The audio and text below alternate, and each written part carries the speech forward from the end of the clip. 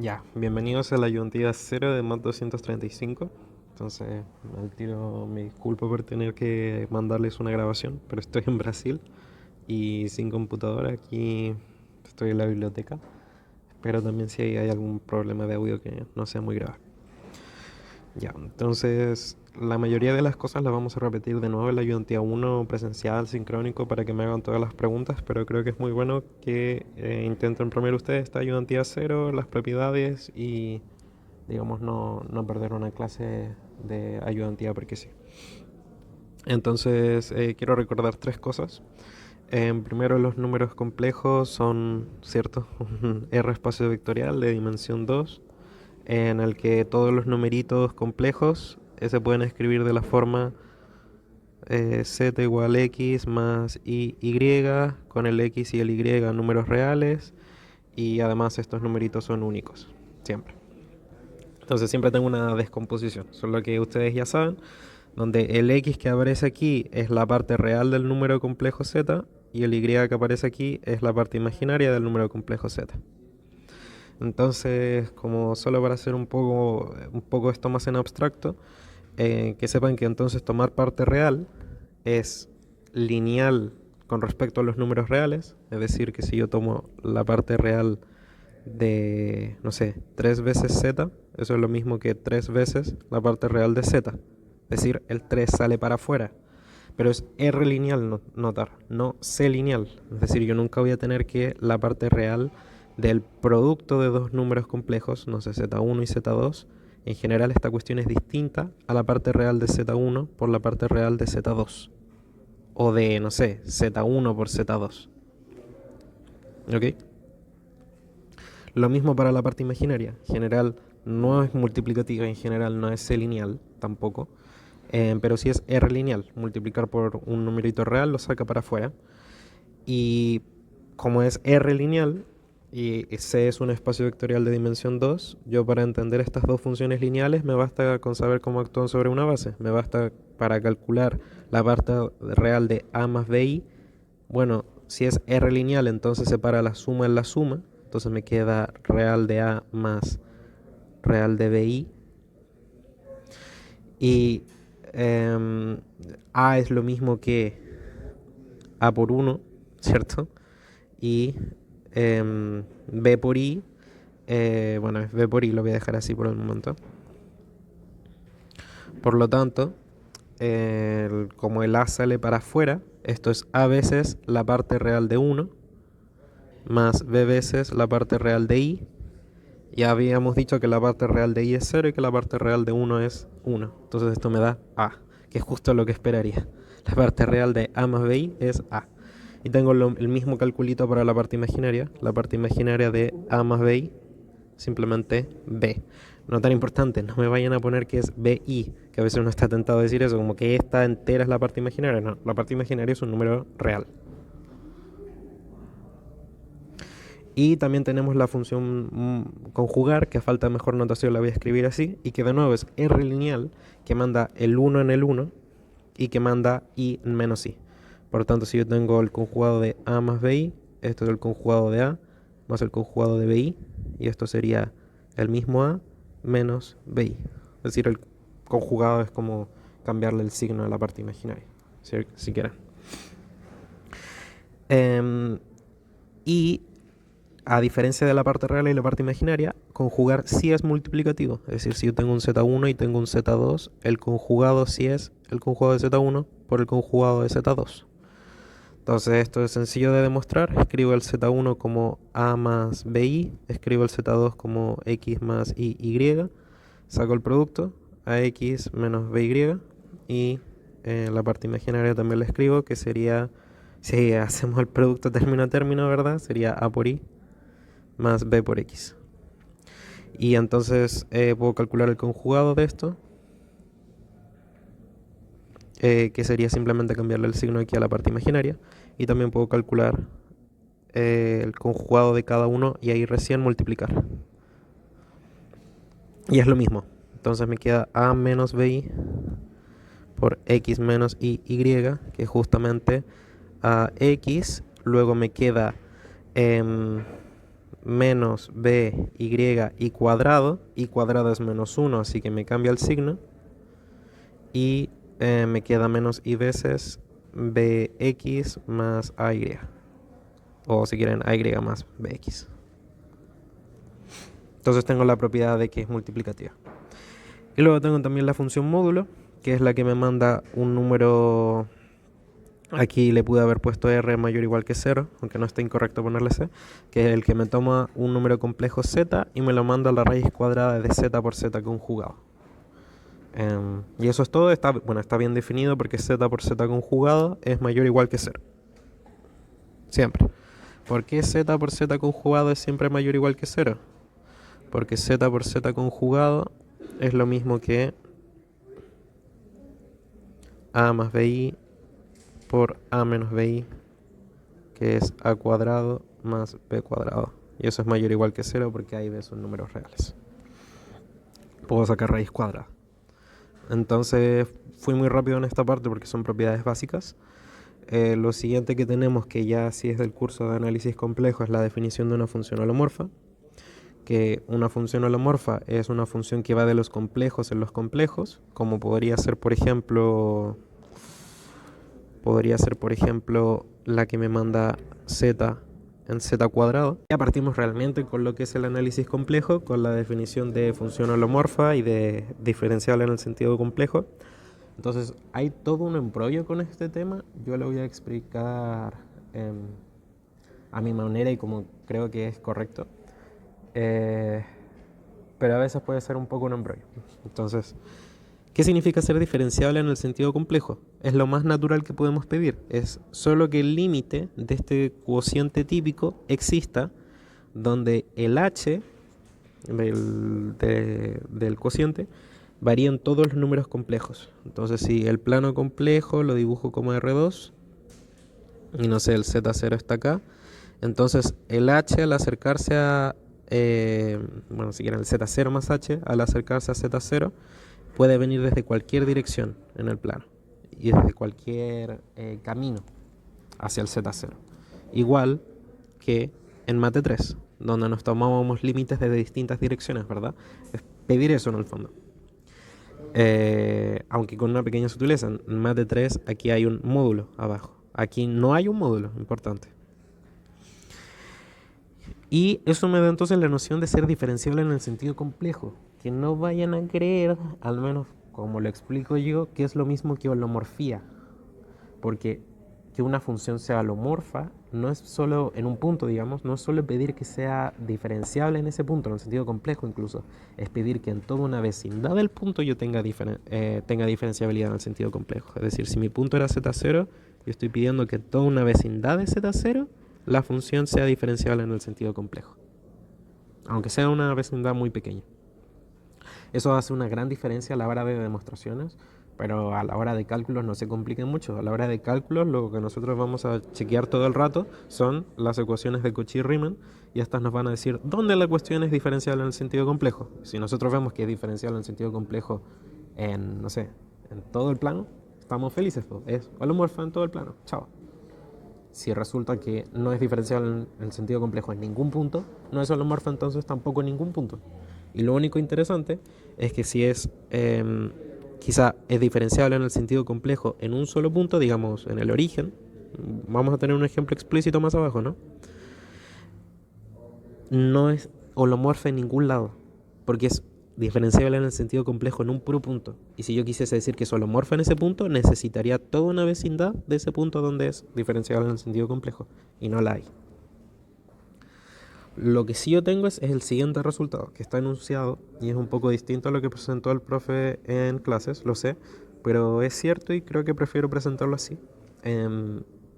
Yo tomo mi función, que va de los complejos en los complejos, la separo en su parte real y su parte imaginaria, ¿sí? Yo digo que es el teorema me dice que es diferenciable en el sentido complejo en un punto Z0, es decir, que este límite existe en el punto Z0, sí, solo si la U y la B son diferenciables y además satisfacen las ecuaciones de Cauchy-Riemann, que las derivadas parciales cumplen esas condiciones, y viceversa. Entonces, aquí no estoy hablando de holomorfía, estoy hablando de diferenciable en el sentido complejo. aquí no necesito hacer C1. ¿Ok? Entonces, lo vamos a ocupar más abajo. Si se recuerda, partamos con los ejercicios. Entonces, C es un cuerpo, ¿cierto? So, podemos dividir. Y entonces demostrar que si yo tengo Z, un número no nulo, un número distinto de 0 en C, que es lo mismo que decir un número arbitrario en C estrella, el inverso multiplicativo de Z se calcula como Z conjugado partido en el módulo de Z al cuadrado. Entonces, para demostrar eso, me bastaría con ver que Z a la menos 1 por Z me gustaría que diese 1, ¿verdad? Entonces, lo que yo tendría que ver es que Z, al multiplicarlo por mi candidato a inverso multiplicativo, que es Z conjugado partido en módulo de Z al cuadrado, sea efectivamente 1. Y en efecto, esto es verdad porque Z por Z conjugado partido en el módulo de Z al cuadrado es Z por Z conjugado, y habíamos dicho que el módulo de Z es Z por Z conjugado raíz cuadrada al cuadrado, y eso es Z por Z conjugado partido en Z por Z conjugado, porque se me cancela la raíz cuadrada con el cuadrado, y eso es justamente 1, porque el Z distinto de 0 es equivalente a que el conjugado sea distinto de 0 y por tanto que el producto también sea distinto de 0. Diciendo que arriba y abajo esto se me cancela y me da 1, ¿verdad? Perfecto. Entonces así se calcula el inverso multiplicativo, que es muy útil esa fórmula. Luego planteemos y demostremos la desigualdad triangular y la desigualdad triangular inversa. Es decir, queremos demostrar que para todos Z1 y Z2 en los complejos, cualquiera, puede ser 0 también, tengo que el módulo de Z1 más el módulo de Z2 es menor o igual al módulo de Z1 más el módulo de Z2. Y esa es la desigualdad triangular, ¿verdad? Y la desigualdad triangular inversa es que el módulo de Z1 menos el módulo de Z2 sea mayor o igual que valor absoluto, si quieren, valor absoluto del módulo de Z1 menos el módulo de Z2. Donde este valor absoluto también lo pueden pensar como que el módulo, como que aquí todas las barritas son el módulo, porque justamente el módulo para los números reales tiene el mismo efecto que calcular valor absoluto. Entonces, si quieren, pueden de aquí en adelante olvidarse el valor absoluto, lo único que existe es tomar módulo. Entonces, probemos estas dos propiedades.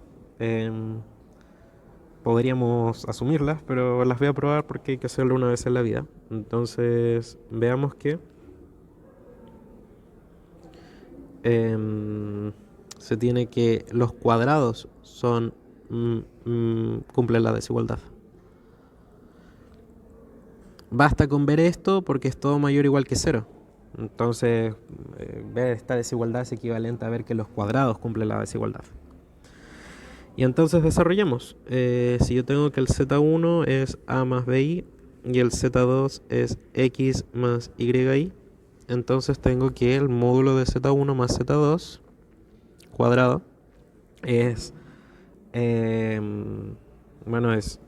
ya saben que Z por Z conjugado es raíz cuadrada de Z por Z conjugado, pero esto es lo mismo, ¿verdad?, que A cuadrado más B cuadrado, donde A es la parte real y B es la parte imaginaria. Entonces aquí me queda A más X al cuadrado más el cuadrado de B más I. Por otro lado, el cuadrado de Z1 más, el cuadrado del módulo de Z1 más el módulo de Z2 es módulo de Z1 al cuadrado más módulo de Z2 al cuadrado más el doble del módulo de Z1 por el módulo de Z2. Lo cual es A cuadrado más B cuadrado, X cuadrado más Y cuadrado, y dos veces la raíz cuadrada de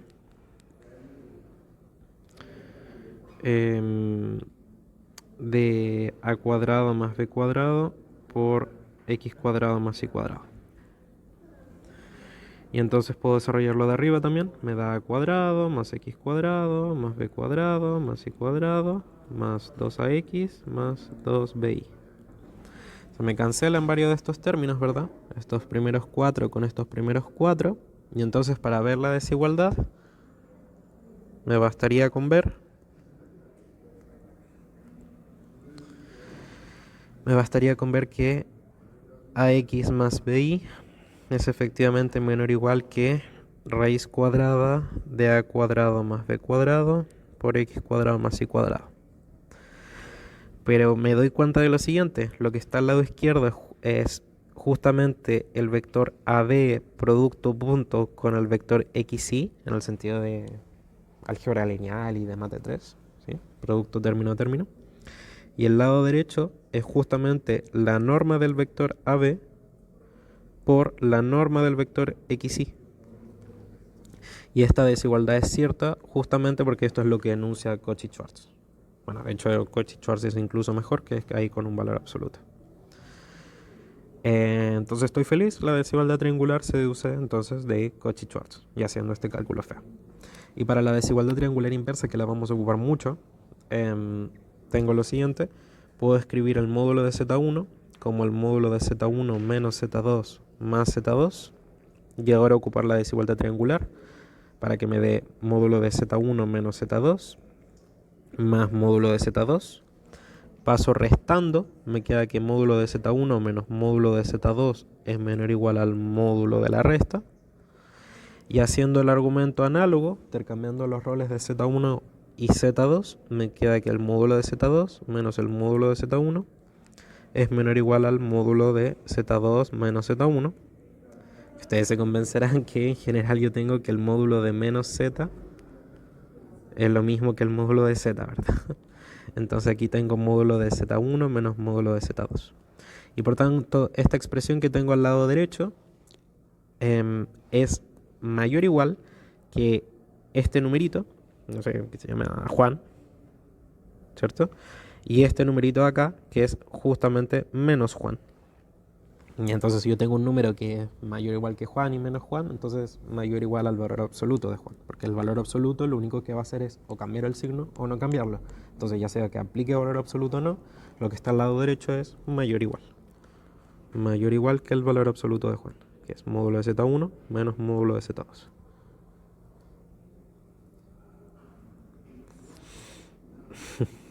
Ya. Entonces esa es la desigualdad triangular inversa, que seguramente ya la conocen dentro de la mate y de análisis 1, pero creo que valía la pena repasarlo. Y finalmente quiero probar que el conjugado de la división es igual a la división de los conjugados y que el módulo de la división es igual a la división de los módulos. Entonces esto es bien sencillo porque ya sé que tengo esta propiedad para el producto. Entonces si quiero el conjugado de Z1 partido en el conjugado de Z2, eso es... perdón, ¿qué es lo que quiero demostrar? Quiero demostrar que el conjugado de Z1 partido en Z2 es igual al conjugado de Z1 partido en el conjugado de Z2. ¿Cómo hago esto? Bueno, simplemente veo que el conjugado de Z1 partido en Z2 por el conjugado de Z2, bueno, lo que yo pido es que esto sea igual al conjugado de Z1. Eso me gustaría. Pero lo tengo porque yo sé que conjugar es multiplicativo. Entonces este producto de conjugados es igual al conjugado del producto. Z1 partido en Z2 por Z2. Se me cancela el Z2 con el Z2. Me da el conjugado de Z1, que es justo lo que quería. Si quieren ahora paso dividiendo y ahí obtengo la igualdad. Otra forma de verlo. Y el mismo argumento para el módulo, que podría saltármelo. Perdón, para el módulo, que podría saltármelo. Tengo que módulo de Z1 partido en módulo de Z2 por módulo de Z2 es módulo de Z1 por Z2 partido en Z2. Se me cancela, da módulo de Z1, paso dividiendo y estoy listo. Entonces tengo ahí el 1, el 2 y el 3. Soy feliz. Ahora partamos con las cuestiones ya del curso, ¿cierto? Entonces considere la función que yo le doy un z y me devuelve z cuadrado por z conjugado. ¿Qué me pide primero? Escribirlo en términos de x e y, que sería la parte real y parte imaginaria del z, ¿cierto? Ya, perfecto. Entonces, solución ejercicio 2.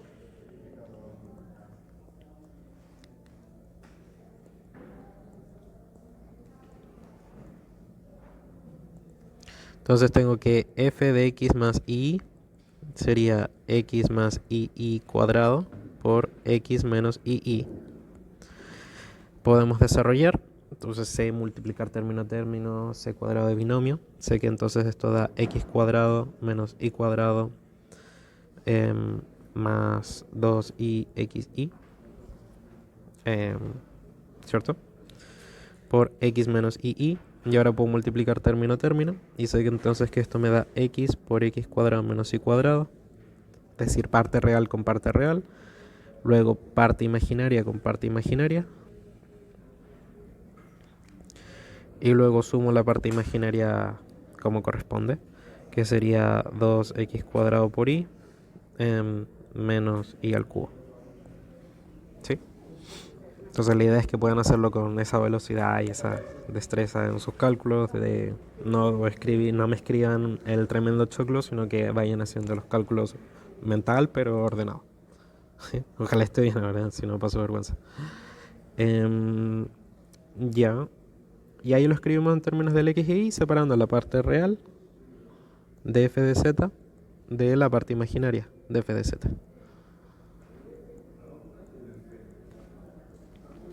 ¿Sí? Entonces seguimos. Me dice ahora, calcule el límite tomando h real y luego h imaginario puro. Considere también el caso z igual 0 con h en c arbitrario. Y se me olvidó cambiar esto. Y concluya que h no es holomorfo en ningún punto.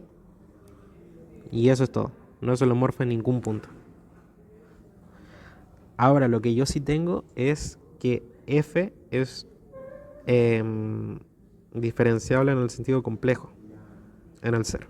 Y eso lo vamos a probar también. Entonces, este era el ejemplo que les decía. Este era el ejemplo que les decía, que a veces yo sí tengo la diferenciabilidad en el sentido complejo en el cero, pero no tengo holomorfía en el cero, porque no tengo una vecindad donde yo tengo diferenciabilidad, tengo un puro punto. ¿Ya?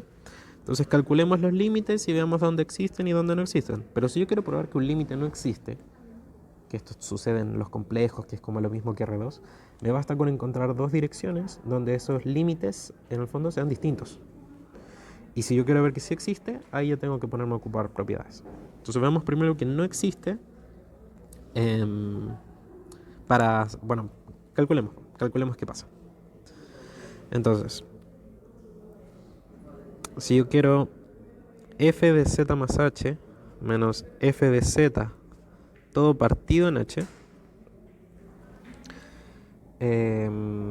veamos qué pasa. Entonces esto es lo mismo que z más h cuadrado por z más h barra menos z cuadrado z barra. Y abajo sigo dividiendo por h, ¿verdad? Entonces, y ahora entonces para seguir, desarrollamos. Tenemos que esto es z más h cuadrado, que sería z cuadrado más 2zh más h cuadrado. Y acá tenemos que es z barra más h barra. Y acá tenemos que es menos z cuadrado z barra y todo partido en h. Arriba me van a salir 6 términos. Tengo la resta que es el séptimo y se me cancelan 2, ¿cierto? Tengo entonces que esto es z cuadrado por z barra, se me va a cancelar. Más 2z, z barra, h, más h cuadrado por z barra, más h barra por z cuadrado, más h barra por 2zh, más h barra por h cuadrado, menos z cuadrado z barra y todo partido en h. Entonces esto se me cancelan estos dos términos y me queda 2z barra más hz barra más h barra partido en hz cuadrado, que este va a ser el problema para la diferenciabilidad, entre paréntesis, más 2z h barra más hh barra. Y entonces esto es 2z z barra más hz barra, perdón, más h veces... No, de hecho así está bien. Entonces nosotros cuando tomemos el límite de esta cosa cuando el h tiende a 0, independiente de la dirección, hay varios de estos términos que se me cancelan. Este término se me cancela porque está multiplicado por h y el h tiende a 0. Entonces me queda 2z por z barra. Este término se me cancela y este término se me cancela también, ¿cierto? Si el h tiende a 0, su conjugado también tiende a 0. Y el producto con su conjugado también. El único término que sobrevive es este. El límite cuando el h tiende a 0, z cuadrado sale para afuera y me queda arriba h barra partido en h. Y este es el término que me da problemas. Entonces, ¿qué pasa? Que si yo me tomo el límite cuando h tiende a 0 con h en los reales, entonces tengo que el h es lo mismo que h conjugado, porque el h es real. Entonces tengo que esto es 2z por z barra más z cuadrado por el límite cuando h tiende a 0 de h partido en h, que es 1. Desaparece. Pero si yo me tomo el límite cuando el h tiende a 0 con h en los imaginarios puros,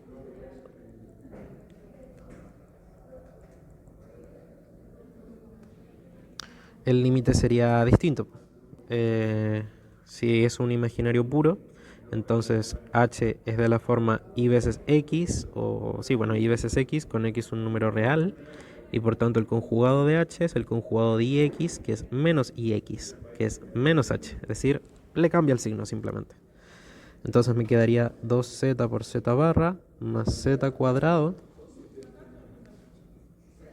por el límite cuando h tiende a 0 de menos h partido en h, que es menos 1. Y por tanto hay una diferencia. Si yo me acerco con el h en los reales, me sale ahí un más, y cuando me acerco con el h en los imaginarios, me sale un menos. Entonces, el único caso en que estos límites coinciden, es decir, bueno, no sé si es el único caso, podríamos demostrarlo, ¿no? Que es el único caso, en que estos podrían llegar a coincidir, sería con z igual a 0, ¿cierto? Entonces, bueno, de hecho, no, sí es obvio, es solo con z igual a 0, ¿verdad? Porque es el único número en que z cuadrado es 0. Entonces, tenemos que f no es diferenciable, lo que a veces es diferenciable en el sentido complejo, que a veces se llama c diferenciable, en ningún punto,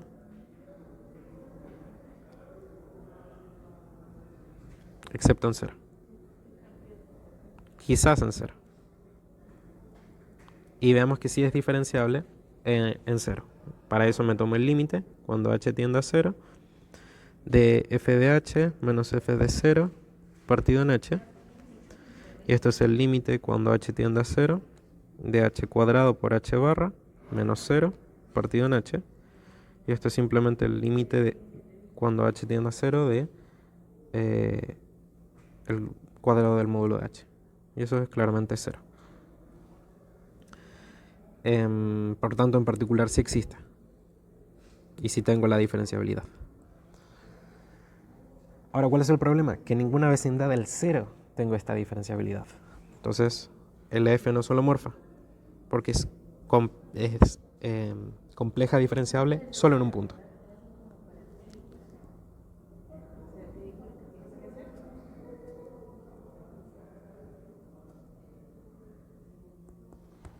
¿Ya? Ahora, entre paréntesis, el problema que está viendo ahí es que hay un z barra. Eso es lo que siempre me arruina la posibilidad de ser holomorfa o la posibilidad de ser diferencial en el sentido complejo en la mayoría de los puntos. Noten algo, como lo que van a ver o lo que incluso ya vieron, es que el z barra me arruina la holomorfía, lo cual es verdad. Pero no me arruina la diferenciabilidad en el sentido complejo en todos los puntos. Me los arruina en casi todos. ¿Ok? En un punto, en el 0, técnicamente ahí no me la quita la diferenciabilidad compleja. Lo que me quita es la holomorfía. Entonces, como lo que tienen que tener en su mente es, ok, si hay un z barra, la cuestión no va a ser holomorfa. ¿Sí? Ok. Y por último, encontrar todos los puntos en los que se satisfacen las ecuaciones de Cauchy-Riemann. Ese es un calculito simplemente para que ustedes no sean menos que los ingenieros de la Chile, ¿cierto? Que hacen estos cálculos. Y nada, pues tienen que derivar y ver que las derivadas no calzan. Sí, eso es todo. Perfecto. Yo confío en ustedes que lo van a hacer. Por favor, háganlo. Y eso sería el ejercicio 1 y 2. Seguimos con el ejercicio 3. Me da un U dado que va de R2 en R. Y me pide encontrar todas las funciones B tales que f con parte real U y parte imaginaria B son holomorfas. ¿Sí? Entonces ahora es cuando vamos a ocupar las condiciones de Cauchy-Riemann. Porque para yo tener holomorfía en particular necesito ser diferencial en el sentido complejo. Y por tanto, en particular necesito que se cumplan las ecuaciones de Cauchy-Riemann. ¿Qué me estarían diciendo las ecuaciones de Cauchy-Riemann? Me estarían diciendo que la derivada de U con respecto... la verdad yo nunca la recuerdo, la voy a revisar rápidamente. Que la derivada de U con respecto a X es igual a la de B con respecto a Y. ¿Cierto? Entonces la de U con respecto a X es igual a la de B con respecto a Y. Y que la de U con respecto a Y es igual a menos la derivada de B con respecto a X. ¿Sí? Eso es Cauchy-Riemann. Sí. Perfecto. Y entonces tenemos aquí explícitamente cuál es la derivada de U con respecto a X. La derivada de U con respecto a X es 3x cuadrado menos 3y cuadrado más 2. Y me están pidiendo entonces que la derivada de B con respecto a Y sea esa cantidad. Por tanto, B es igual a integrar esto con respecto a Y.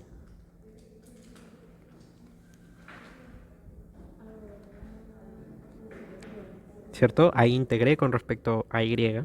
Lo pueden revisar, ¿cierto? Si ahora yo derivo con respecto a Y me da esa cantidad. Y además está la posibilidad de que hay una función extra molestando que depende solo de X. Y por tanto que al derivar con respecto a Y se muere. O sea, esto puede tener dependencias extras de X. ¿Cierto? Es como lo típico de sumar una constante con una integral. Perfecto. Y además yo tengo otra condición que es la que la derivada de U con respecto a Y, que sabemos cuánto es explícitamente, sería menos 6, perdón, menos 6xy. Y eso es todo. Entonces, tengo que la derivada de U con respecto a Y sería explícitamente menos 6xy. Y eso es igual a menos la derivada de B con respecto a X. Por tanto, la derivada de B con respecto a X es 6xy. Y por tanto, la derivada de B con respecto a X, perdón, entonces B es igual a 3x cuadrado y más una función que dependería solo de Y. ¿Sí? Eso es una opción. Eso es una opción. O lo que puedo decir también es, oye, yo ya calculé la derivada de B con respecto a X explícitamente. Porque aquí tengo la derivada de B. O sea, ahí tengo B. Entonces la derivada de B con respecto a X es 6xy más phi' de X. ¿Cierto? Aquí cambiando los signos, porque hay un menos. Y entonces yo tengo que phi de X es igual a 0. Por tanto, phi de X es igual a realmente una constante. Y por tanto tengo que b de x, y es igual a 3x cuadrado por y menos y al cubo más 2y más una constante. Y ahí ya no puedo hacer nada más porque fijé las condiciones fijé ambas ecuaciones, ¿cierto? Ambas ecuaciones se cumplen y no más información que tenga. ¿Qué deduzco entonces? Que cualquier función de este tipo cumple las ecuaciones de Cauchy-Riemann. Y además claramente aquí el U y el B son diferenciables. Entonces tengo diferenciabilidad y tengo ecuaciones de Cauchy-Riemann en todo punto.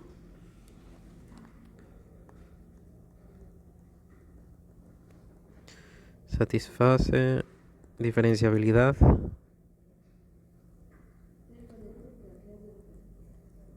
¿cierto? R diferenciabilidad y ecuaciones de Cauchy-Riemann en todo punto. en todo C si quieren. Por tanto, f es holomorfa en todo C. ¿Qué va a ser en nuestro caso más común? Que las funciones van a resultar ser holomorfas no en una vecindad, no en una serie de puntos extraños, sino que en todo el plano complejo. O muchas veces en todo el plano complejo, excepto en 1 o 2 puntos. Perfecto. Entonces ahora tengo el ejercicio 4, que de nuevo hay un z barra molestando. Es z a la quinta partido en z barra al cubo. Entonces me piden calcular el límite cuando z tiende a 0 a lo largo del eje real positivo, del eje imaginario, a lo largo de la recta y igual x y a lo largo de una curva dada. Entonces hagámoslo.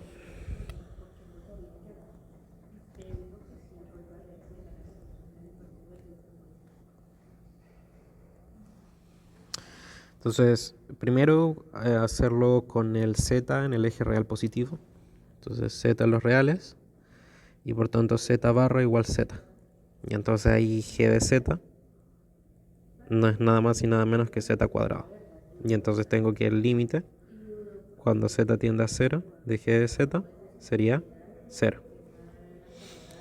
Luego si me lo piden con el z en el eje imaginario, si aquí demostración es una línea, tendríamos, como dijimos antes, que z conjugado es menos z. Por tanto, g de z ya no sería z cuadrado, sino que sería menos z cuadrado. Y por tanto el límite, cuando z tiende a 0, de g de z sería una vez más 0. Ahora, ¿qué pasa si me lo piden calcular el límite a lo largo de la recta y igual x? Entonces este sería el caso en el que mi z, que lo escribo como x más y, bueno, cuando el y es igual al x, es decir, esto es de la forma x veces 1 más y. O sí, o si quieren x más ix. Y entonces ahora es un poco más complicado quizás calcular el límite, pero no mucho, ¿verdad? Entonces tendríamos que en el 3, el límite cuando el z tiende a 0, o si quieren más bien ahora cuando el x tiende a 0, del g de z, que sería z al cubo, que sería x más ix al cubo o a la quinta, partido en x menos ix al cubo, tengo que calcular este límite. Y entonces veamos que se obtiene, ¿cierto? Entonces aquí puedo multiplicar arriba y abajo por el x más ix para quitarlo el número complejo que está molestando abajo. ¿Cierto? Entonces tengo que esto es x más ix a la quinta por x más ix al cubo. Y abajo escribir x menos ix al cubo por x más ix al cubo. Lo que es lo mismo que el límite cuando x tiende a 0 de x más ix a la 8 partido en x cuadrado más x cuadrado, ¿verdad? Y todo eso al cubo. Lo que sería lo mismo que el límite cuando x tiende a 0 de x más ix a la 8 partido en 8 veces x a la sexta. Y ahora puedo factorizar el x que está arriba como x a las 8 por 1 más y elevado a la 8, ¿cierto? Se me cancela el x a la 8 con el x a la sexta. Y ahora esto de acá es simplemente un número distinto de 0. Por tanto, esto es 0. Ahora el D, perdón. Esto era un C y esto era un D. Es hacerlo en una curva bien específica. En la z de t igual t e a la it cuadrado. Que saben que se los dejo como ejercicio. Entonces, ejercicio. Hacer lo mismo que estábamos haciendo recién. Tomar el t tendiendo a 0. Y ver que nuevamente el resultado va a ser 0. Y entonces tenemos estas 4 trayectorias en las que el límite de la función me da 0. Me pide entonces ahora ver realmente cuál es el límite en sí. Yo por muchas trayectorias que tenga donde el límite existe y es 0, eso no me garantiza nada sobre el límite en sí, sin tomar trayectorias, sobre el límite a secas. Pero sí me garantiza que el candidato, es decir, si el límite existiese, tendría que ser 0. Es decir, ahora la pregunta es, dos opciones. O el límite existe y vale 0 o no existe. ¿Cuál es la realidad? Y claramente deberían ustedes poder ver que la respuesta es que el límite existe y que vale 0. Entonces, ¿cómo lo hacemos? Nos damos cuenta de que me bastaría con ver que g de z está acotada en módulo, esto es lo mismo que en mate 3, por una función que tiende a 0. Y ahí ocupo teorema del sándwich y estamos listos. Entonces, ¿quién sería el módulo de g de z? Sería el módulo de z a la quinta partido en z barra al cubo. Pero esto ya vimos la propiedad que me dice que el módulo de la división es la división de los módulos. Y como el módulo es multiplicativo, esto es lo mismo que el módulo de z a la quinta partido en el módulo de z barra al cubo. Si quieren como ejercicio así bien entre comillas, muy corto, convencerse, el módulo de z es igual al módulo de z barra. Entonces aquí obtengo que esto es simplemente el módulo de z al cuadrado. Y esto ya es una función que tiende a 0. Por tanto, por teorema del sándwich, o el teorema del acotamiento si son menos divertidos, me da que el límite justamente, cuando z tiende a 0, de g de z, es 0. Pero realmente hay que ocupar el teorema del sándwich, realmente hay que hacer un acotamiento, no me basta solo con haber mirado trayectorias. ¿Y qué pasaría ahora si definimos que el g en 0 valga 0? Bueno, entonces el valor de la función en el 0 coincidiría con el valor del límite, y es decir, tendríamos continuidad. Sí, por definición. Entonces lo que estaríamos haciendo es ahí reparar una discontinuidad que había. ¿Sí? Reparar la función y reparar la discontinuidad. Y por tanto, ustedes podrían verificar aquí, por ejemplo, con este método de la derivada holomorfa, que esta función no es holomorfa. De hecho, no es, si el cálculo mental no me falla, no es holomorfa en ningún lado, en ninguna parte, pero sí es continua en todo su dominio, e incluso la puedo reparar en el 0 para que sea continua en todo el plano complejo. Y aún así, no es holomorfa en ningún punto. Entonces, muchas funciones son así. Luego me dice 5, considera h de z igual e elevado a z por z barra. Esto podría parecer que tengo que tomar la exponencial de un número complejo, que no tiene ningún misterio, es lo mismo que ustedes hacen en mate 1, ¿cierto? Exponencial de un número complejo. En los videos de YouTube también, e a la z, e a la x más y, y esto es e a la x por e a la y, y esto es e a la x por coseno de y más y veces seno de y, ¿cierto? Mate 1. Pero aquí ni siquiera es eso. Esto es e a la x cuadrado más y cuadrado simplemente. Entonces, exprese h en coordenadas cartesianas, lo acabamos de hacer. Tiene solo parte real. Si el z se escribe como x más y, entonces h de z es exponencial de x cuadrado más y cuadrado. Demostrar que el módulo de h de z es igual a exponencial del módulo de z al cuadrado. Bueno, es directo. O bueno, no sé, hagámoslo. Solución.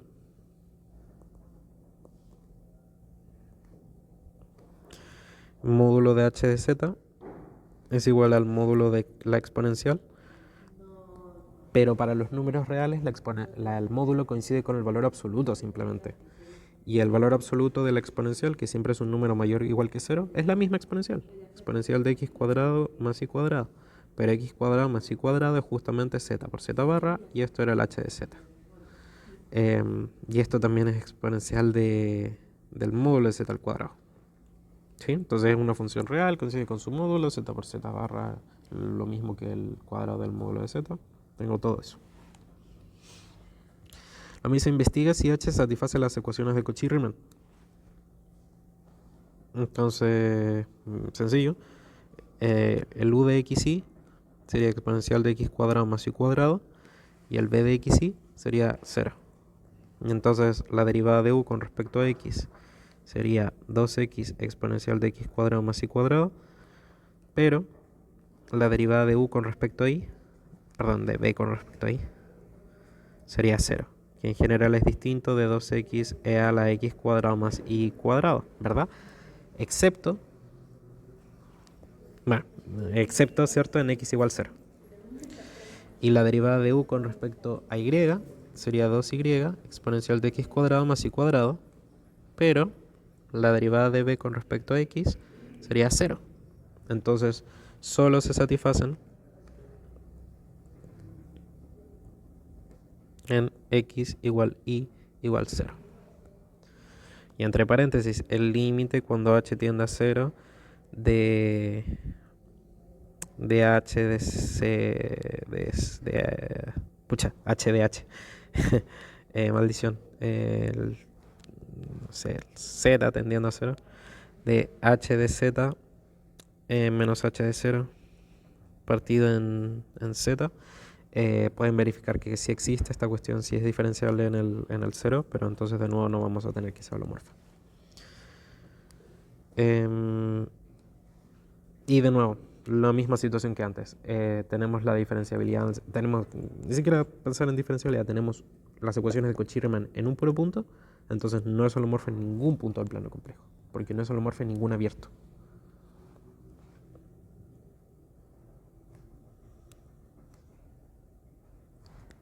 No es C diferenciable en ningún abierto.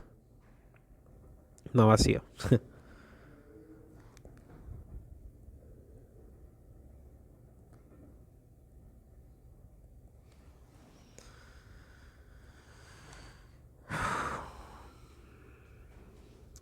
Si quieren... No, eso. Sí, eso. Sí, ya. Luego vamos con el 6 y con el 7. El 6 me dice sea f este polinomio. Demuestre que f es holomorfa en todo C. Entonces esto va a ser trivial, o debería ser trivial porque es un polinomio, ¿cierto? Pero hagámoslo igual.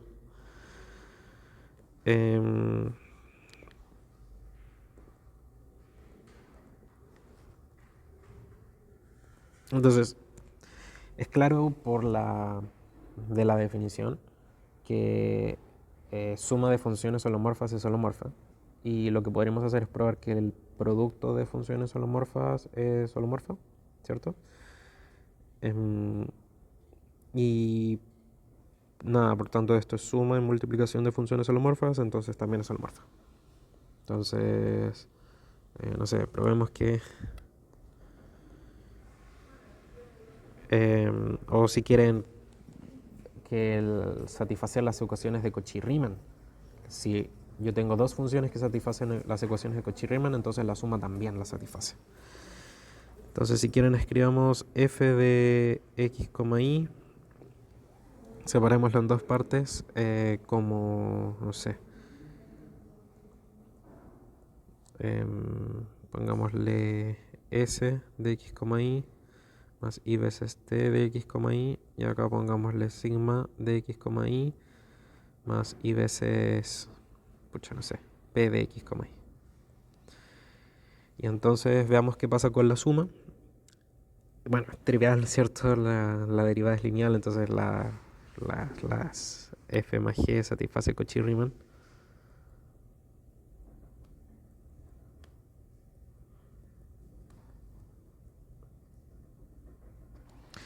Y podríamos dejarlo de ejercicio, pero realmente hagámoslo. Verificar que el producto también satisface las ecuaciones de Cauchy-Riemann.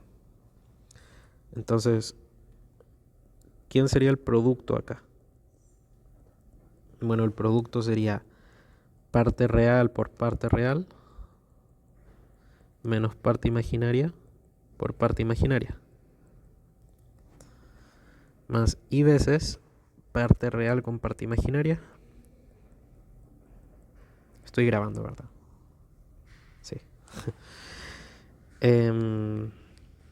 Más parte imaginaria con parte real.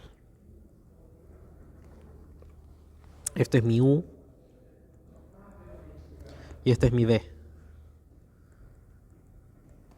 Y entonces veamos qué pasa con la derivada de u con respecto a x. Bueno, la derivada de u con respecto a x, aquí sería la derivada de una resta, que es la resta de las derivadas, y la derivada de unos productos, ¿verdad? Entonces voy a ahorrarme notación, ya no voy a escribir entre paréntesis x, y, voy a anotar solo sub x para denotar la derivada y nada más. Entonces esto sería s sub x por sigma más s por sigma sub x menos t sub x por p menos t por p sub x. Por otro lado, la derivada de b con respecto a y sería s sub i por p más s por p sub i más t sub i por sigma más t por sigma sub i. Estoy derivando aplicando la regla del producto nomás. No estoy haciendo ningún truco extraño. Reglas de derivación usuales. Pero ahora lo que tengo es que si el f y la g eran holomorfas, entonces S sub i, ¿cierto? Sería parte real de la f derivado con respecto a i, ¿cierto?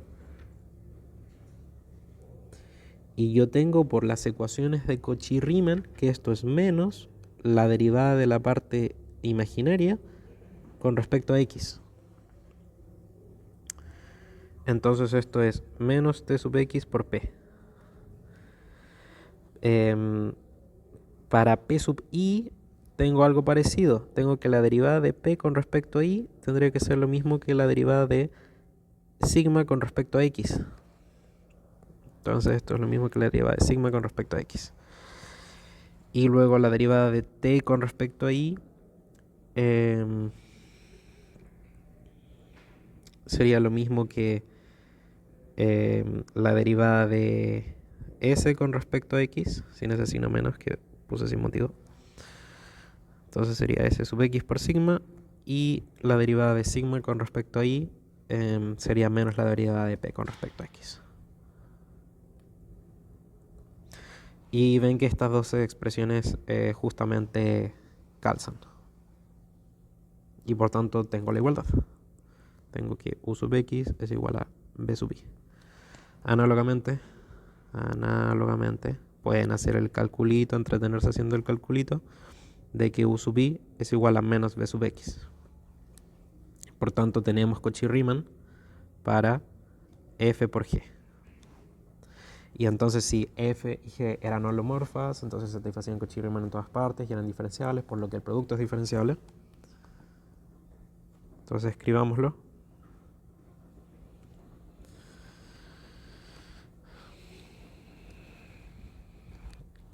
F por g es diferenciable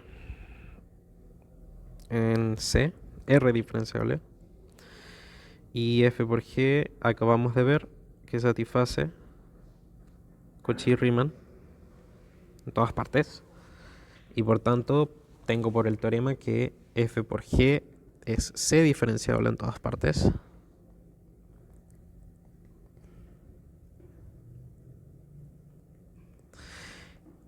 Y eso me da que es diferenciable en un abierto en torno a cada punto, es decir, es holomorfo en cada punto.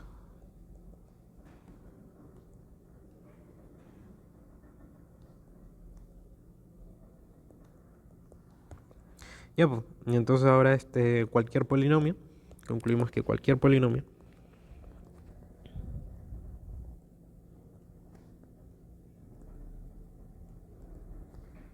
es en la variable z, es holomorfo,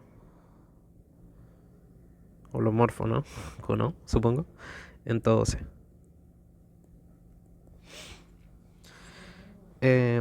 Como nos pedían.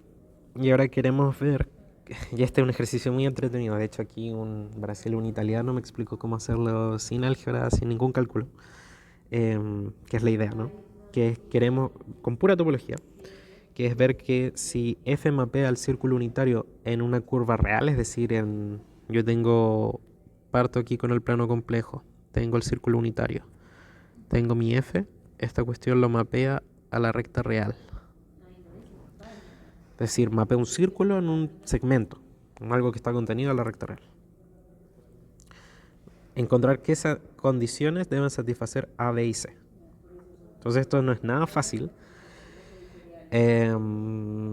Y podrían estar un buen rato entreteniéndose buscando qué condiciones se tienen que satisfacer el A, el B y el C. Que una forma sería, por ejemplo, evaluar el F en 1, en I, en menos I, y digamos en 6 puntos del círculo, ver a dónde tendrían que ir a parar, y eso da ecuaciones para el A, el B y el C, y tendrían que obtener 6 ecuaciones, porque A, B y C son complejos, entonces necesitan 6 ecuaciones reales para determinar esos 3 números complejos. Y lo que tendría que llegar es que el A y el B y el C no pueden existir. No existen esas constantes que creen una función que haga esto. Pero sería el tremendo cálculo, ¿cierto? Entonces, ¿cómo lo podemos hacer sin tanto cálculo? Esa es la pregunta y lo vamos a hacer ahora. Entonces, escribamos el f en abstracto. En vez de escribirlo explícitamente, lo vamos a escribir como un polinomio medio arbitrario. Lo vamos a escribir como a sub n, z a la n, desde n, o mejor i, a sub i, z a la i, desde igual 0 hasta n. En este caso el a sub 3 es 1, el a sub 2 es a, el a sub 1 es b y el a sub 0 es c. Y el n es igual a 3, ¿verdad? Pero esto es cierto para un polinomio en general. Tenemos que si z su módulo es igual a 1, entonces su módulo cuadrado es igual a 1. Por tanto, z por z conjugado es igual a 1 y por tanto z es igual a 1 partido en z conjugado. Por tanto, f de z es lo mismo que la suma de los a sub i por z conjugado a la menos i. ¿Qué más sucede? Podemos calcular el conjugado de f de z. Y ya vimos entonces que el conjugado es R lineal y además es multiplicativo. Entonces esta suma me lo separa en la suma de los conjugados y el conjugado del producto es el producto de los conjugados. Entonces es el conjugado de a sub i por el conjugado de z elevado a i. Y ¿qué más sabemos? Que bueno, que esto es si el f de z va a parar a la recta real, entonces f de z coincide con su conjugado, porque un número real coincide con su conjugado. Y entonces tendremos que esto coincide con a sub i z barra a la menos i.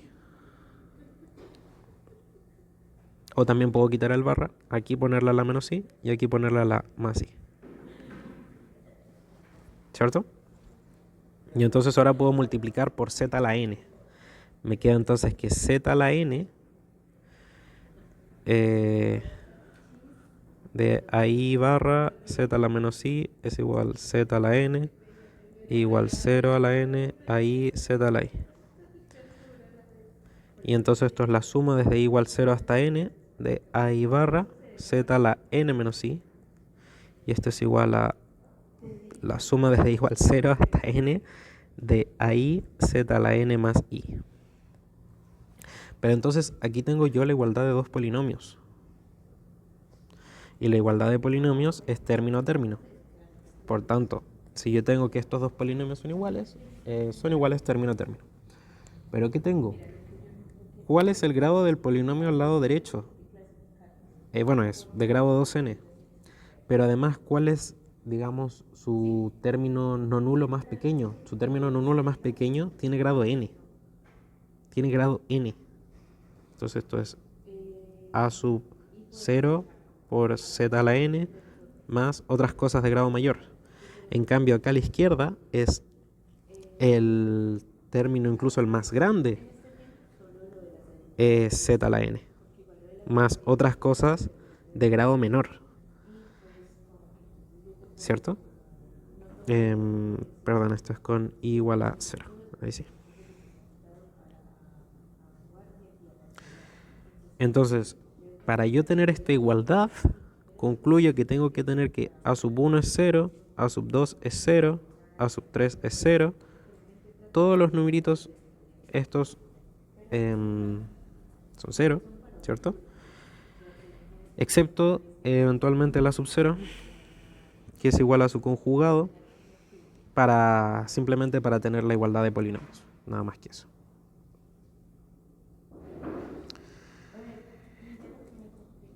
Y entonces tenemos lo siguiente, que tendríamos que el f de z tiene que ser igual a z a la n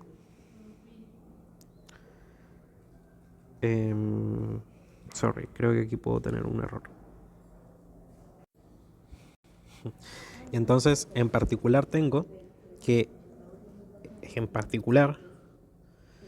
tengo que el a sub n es 0. Pero el a sub n, el n igual 3, el a sub 3, que es el a sub n, era igual a 1, el término principal del polinomio.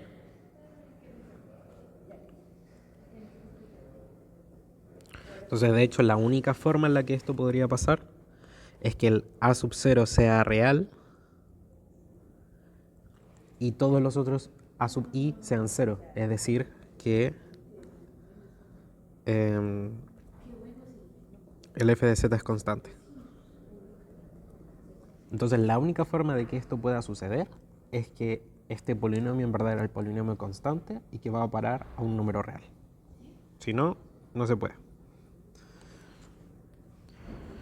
Ahora el ejercicio 7 me dice defina f de z como z menos i partido en z más i, que esto está bien definido para z distinto de menos i. Demuestre que el f es holomorfo en todo su dominio, que sería justamente los complejos sin el menos i. Y demuestre que f mapea al semiplano superior en el disco unitario. Además grafique. Graficar no lo vamos a poder hacer porque estoy de la tablet, me va a costar un poco. Y el desafío tampoco lo vamos a poder... bueno, el desafío es para ustedes. Entonces yo voy a hacer ahora la parte A y B nomás. Entonces, solución ejercicio 7.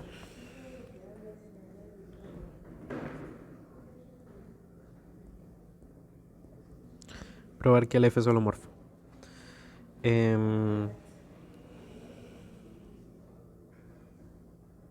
Probemos f de z holomorfo. Entonces para eso podemos ver que, por ejemplo, que se satisfacen las ecuaciones de Cauchy-Riemann. O también podemos simplemente decir, podemos simplemente darnos cuenta de que de la misma forma que multiplicar es una... No. Sorry. Entonces, probemos ahora que el f de z es holomorfo en todo su dominio. Entonces lo que vamos a hacer es probar que 1 partido en z es una función holomorfa. Entonces, probemos que 1 partido en z, supongámosle esto g de z, es holomorfa.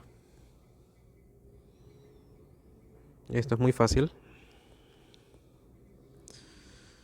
Basta con calcular los límites. Entonces tenemos que el límite cuando h tiende a 0 de g de z más h menos g de z partido en h es el límite cuando h tiende a 0 de 1 partido en z más h menos 1 partido en z y luego todo partido en h. Entonces esto es lo mismo que el límite cuando h tiende a 0 de z partido en z, z más h, h, menos z más h, partido en z, h, z más h. Entonces esto es límite cuando h tiende a 0 de menos 1 partido en z por z más h. Y esto es justamente menos 1 partido en z cuadrado, que existe para z distinto de 0, ¿cierto? Y entonces el límite existe y entonces la función es diferenciable en el sentido complejo en todo punto de su dominio, en un abierto de todo punto y por tanto es holomorfa en todo su dominio.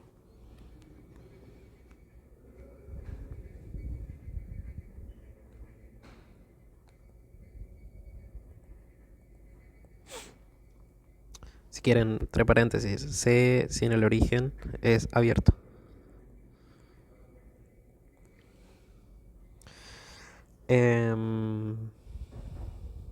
Ya, perfecto. Entonces tenemos que es holomorfo.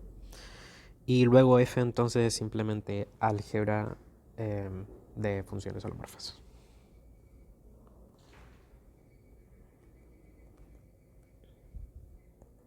Entonces ahí ya no hay que hacer ningún cálculo, mucho menos calcular las ecuaciones de Cauchy-Riemann. Simplemente decir, oye, álgebra de funciones holomorfas, entonces es holomorfa. Funciones holomorfas. Entonces es f holomorfa. Perfecto. ¿Y qué más tenemos? Queremos probar B, que es demostrar que mapea el semiplano superior, que son los puntos de los complejos donde la parte imaginaria es positiva, al disco unitario, que son los que tienen módulo menor que 1. Entonces yo calculo el módulo de f de z. Esto es simplemente el módulo de z más i partido en z menos i.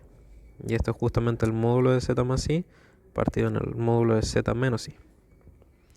Y yo quiero ver que esto es menor que 1. Pero al tiro, entonces ver que esto es menor que 1 es lo mismo que ver que el cuadrado es menor que 1. ¿Sí? ¿Y quién es el cuadrado del módulo de z más i? Es x cuadrado más el cuadrado de i más 1. Y acá abajo es x cuadrado más el módulo de i menos 1, o sea, más el cuadrado de i menos 1. Yo quiero ver que esto es menor que 1. Pero esto sería equivalente a probar que x cuadrado más i más 1 cuadrado es menor a x cuadrado más i menos 1 cuadrado. Y esto sería equivalente a ver que 2i más 1 es menor a menos 2i más 1, que sería equivalente a ver que y es menor a menos y, que sería equivalente a ver que el y es negativo.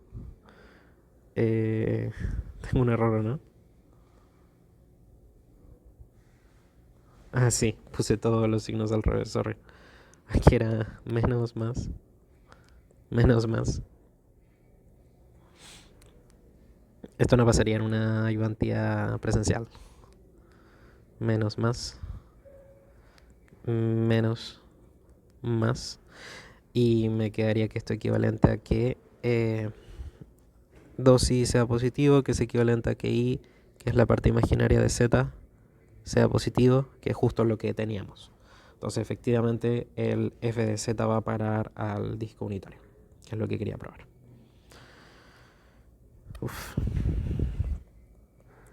Y el desafío es considerar la familia de funciones z por el módulo de z a la alfa, con alfa real, y ver en qué valores para qué valores es diferenciable en z igual 0, que es casi un problema de mate 3, y ver para qué valores es holomorfo en z igual 0, aunque tal vez podría poner aquí mejor z diferenciable, y luego describir ya completamente la holomorfía y la diferenciabilidad para todos los alfa. Entonces aquí básicamente la idea va a ser que tengo estos módulos de z a la alfa, es lo mismo que z por z barra elevado a la alfa medios. Entonces la única forma en que esta cuestión metida aquí dentro sea holomorfa es que el alfa sea igual a 0, que esta cuestión no exista en el fondo.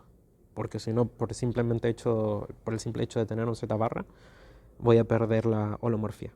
Y solo voy a tener diferenciabilidad en z igual 0. Complejo. Entonces eso es todo. Si quieren, la respuesta es esa. Pero vale la pena revisarlo bien si no entiende la explicación hablada. Eso sería por la ayudantía de hoy.